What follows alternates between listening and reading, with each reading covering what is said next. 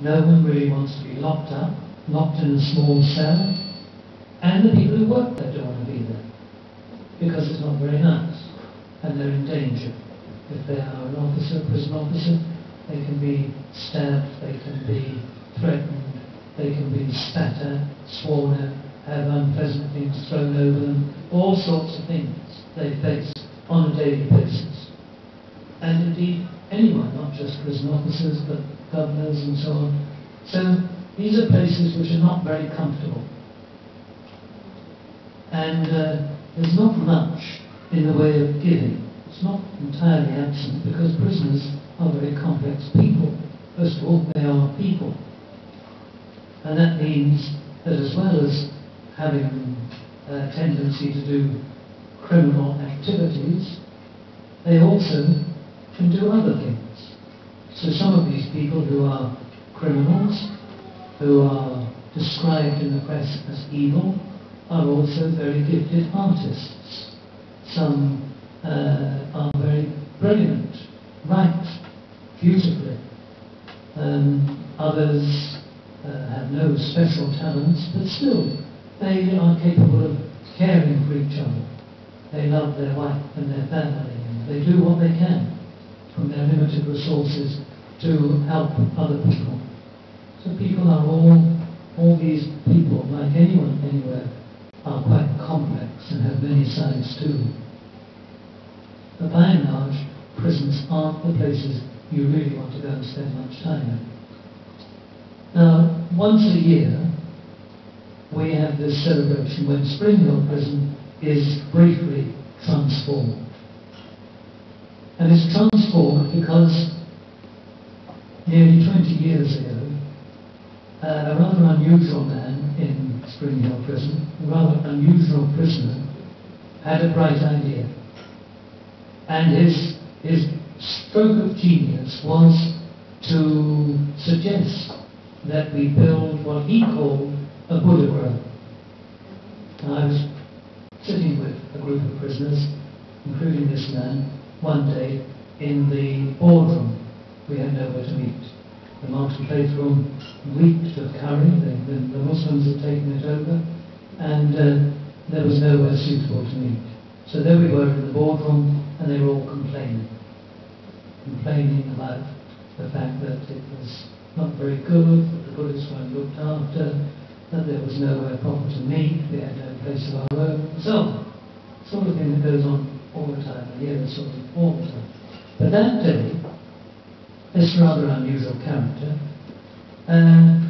said to me, he said, well, there's not much space inside, but there's a lot of space out there, outside, in the grounds. And he'd obviously been thinking about it. And just near where we were sitting, outside, was a small grove of trees, well-established trees. And his idea was to place in that grove of trees a Buddha room, an image of the Buddha, and create a shrine in there, which he called a Buddha grove. And he had this vision of what he called a Buddha field. So he felt that if you have a Buddha image, if you have a big Buddha image, it creates brings about change around. In the sort of vicinity of that image, things will change. There's nothing magical about this, by the way, but it's just that where there is that suggestion or that influence or that kind of example, then things do begin to change. People's attitudes change when they look at the Buddha image, even if only subtly, even if they're not Buddhists, because what they're seeing is something different, something unusual, something which in no way suggests violence or anger or unpleasantness, but is very calming. And so a lot of people like the Buddha image. It's become quite fashionable. Sometimes we get a bit worried about that, but why is it becoming fashionable? Because it has a pleasant effect. He felt that the effect would be profound, that the whole prison would be changed by that Buddha grove. So I said, okay, well, we'll do what we can. And we had a talk with the governor, and a little while later the men began assumed in the beginning that it was going to be quite a modest affair, but he thought otherwise, this man, and quite an ambitious construction took place. And that's still there. Now, at the opening, we had a big opening for it, and all sorts of important people came, and it was terribly cold, so the Buddhist prisoners cooked up some soup, which of course I didn't have, but I think it was not very nice. So immediately afterwards, the Thai people who were present came to me and said, "Can we do the cooking, please, next time?" So ever since then, the Thai community, people from the Thai community, have come to Spring Hill for this occasion and have cooked for the whole prison. So a meal is put on the Sunday evening for everyone in the jail, whether they're Buddhists or not. There are very, very few Buddhists there. But everyone eats, and we have a celebration at the Buddha Grove. And it's a beautiful occasion. We rely, of course, on good weather, so we're in hopes of good weather. But even if it's not good weather, it's always good weather, and we'll enjoy it. And it will be a very important and special occasion, and an unusual one. We have heard prisoners say, "I never thought I'd see anything like this in a British prison." And they are especially impressed by the generosity, by the kindness of the people who come and cook and make that possible. And they're also impressed, and this was said only last year, this was commented on, by the fact that people come in from outside who they've never seen before in their lives and treat them as human beings. They're used to being thought of as different. Of course they're not different. They're ordinary human beings. And they have kire just like everyone else. But they are stereotyped as evil, as wrongdoers, as enemies of society. All sorts of horrible things are said, and they feel very bad about that. But on that occasion, people come in and treat them well, and they are so impressed, and it has a big effect. The way we treat people affects them. Many years ago, I used to see a very, very violent man in a particular prison, very angry, and he had to go to hospital for a very serious operation. And when he came back into the prison, when he was in the prison hospital, he was transformed. He was quite different. And he said to me, he said, of the people in the hospital, he said, "I haven't been with such beautiful people for years." He said, "They knew where I came from. They had a collection for me to buy me tobacco to come back to the prison with." That man, for some weeks, was a different person because of the kindness and decency that he'd experienced while he was in hospital. And I promise you that the generosity of the Thai community on the occasion of the Spring Hill celebration has a profound effect, a big effect. These are men who've never seen anything like it, and they are staggered by what they see.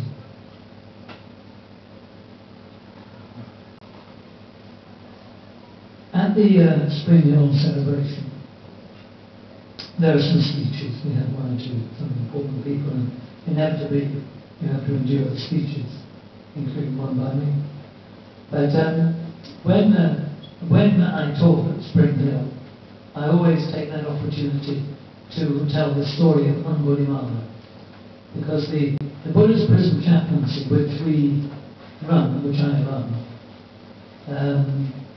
is named after this important disciple of the Buddha's, Angulimala. And I like to tell this story, so I thought I might as well, as we're talking about Spring Hill, just end by giving the story of Angulimala.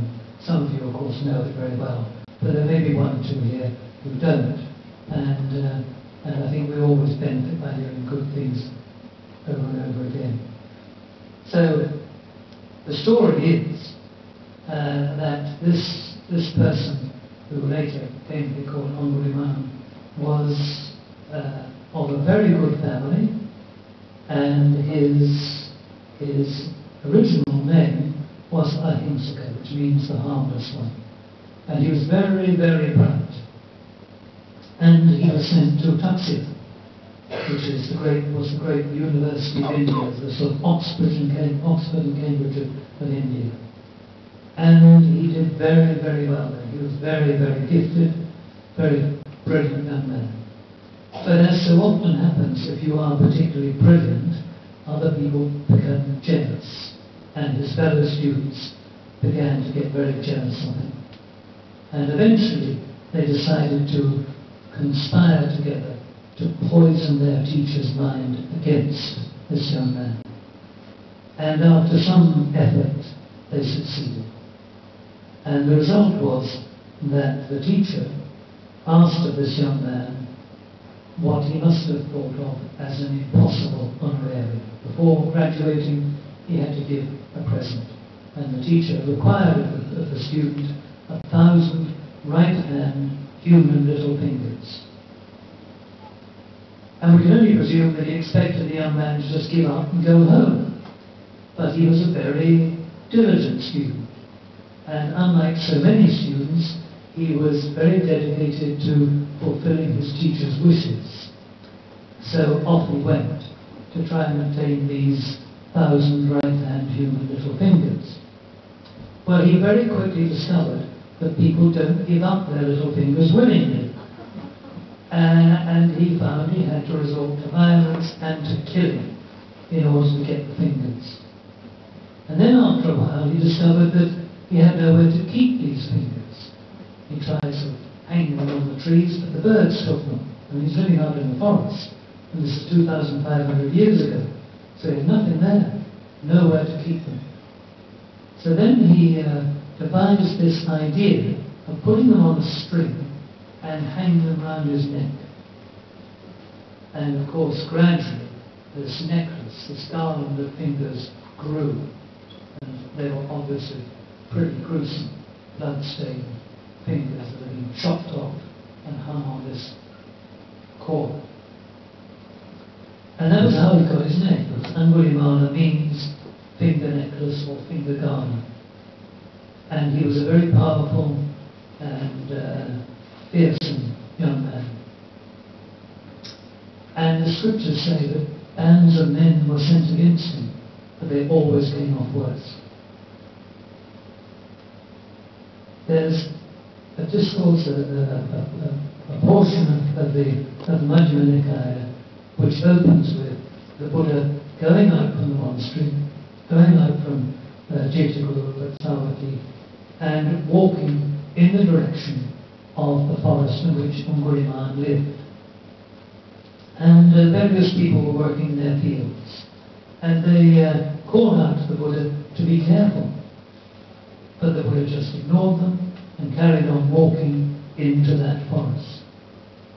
And in that forest, Angulimala spotted him. And there, of course, was another finger. Not just another finger, but the last finger, because that day, Angulimala had 999 human right-hand little fingers round his neck.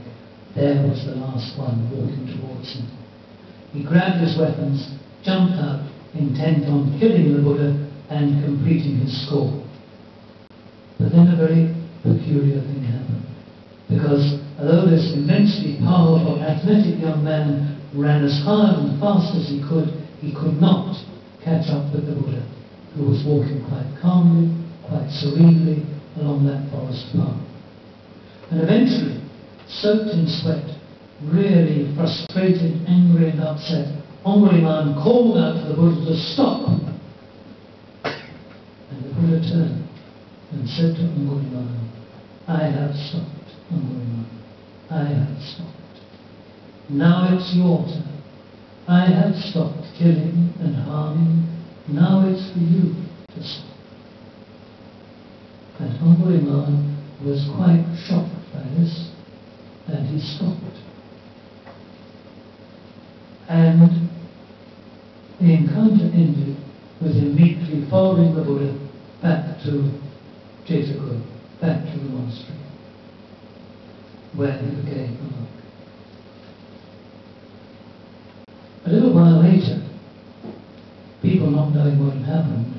were at the king's palace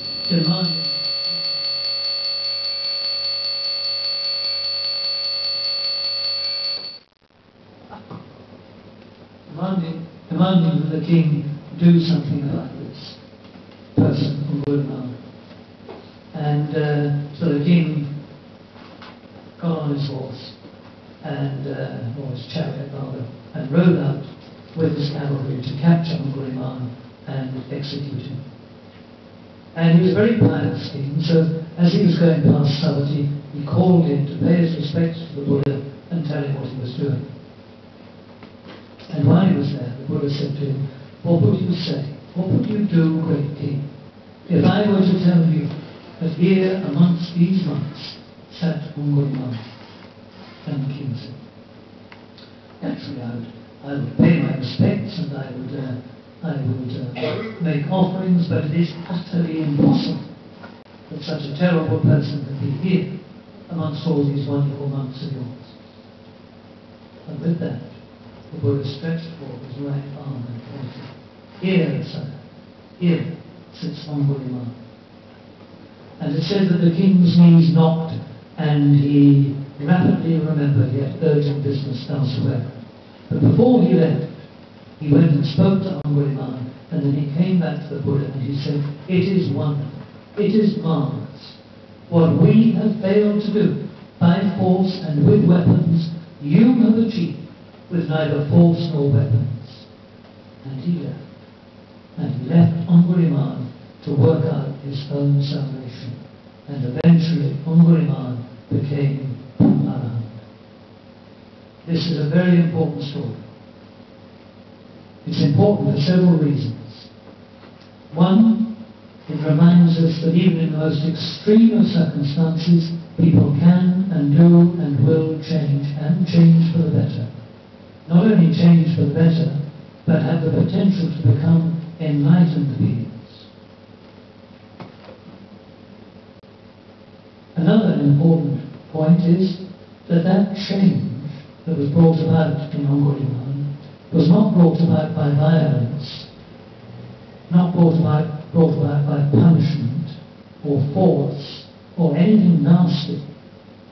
It was brought about by the Buddha's profound example. And especially it was brought about because when Gurman faced the Buddha, he faced someone who had no fear and no anger. Anger and fear go hand in hand. When people are angry and upset, there is fear. The Buddha didn't experience those things. Every day in our chanting, we chant, "Iti Soba Araham." Such indeed is that blessed one, Araham. Araham, this word is a wonderful word. It has a great range of meaning. And amongst its meanings it is that this means far away, distant, a long way away from any defilement, any greed, any hatred, any delusion. The mind of the Buddha is quite different from ours. There is no greed, no hatred, no delusion, there is no fear. And so for once, Gurman was facing someone who wasn't afraid of him. Was facing someone who had no aversion to him, didn't hate him, wasn't angry with him, nothing. Absolutely jaw-dropping. And it changed him completely. So this story is an important one. You see how one person there affected another, changed a man's life. So important that we look after ourselves, deal with our own defilements, remember the effects that we have, and of course always remember that for all of us there is the potential to change, to improve, to move towards, even to attain enlightenment.